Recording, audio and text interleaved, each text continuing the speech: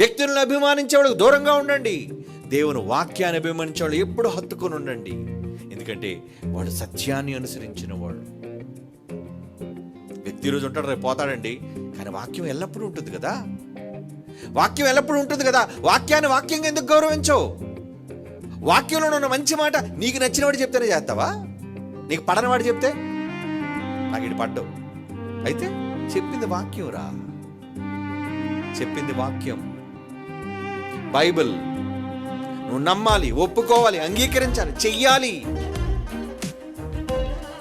కనుక అనవసరంగా వ్యక్తులను మీరు అనుసరించే వీరాభిమానులుగా మారి దురభిమాన పాపములో మీరు పడిపోకుండా, వారిని కూడా వంచకుండా, దురాశల కోసం వాళ్ళు వెంబడించకుండా ఎలా ఉండాలి? నిష్పక్షపాతమైన మనస్సుతో ప్రతి మాటను దేవుని మాట అయితే, బైబిల్లో ఉన్నదైతే ఎవరు చెబితే ఏంటి, స్వీకరించి దాన్ని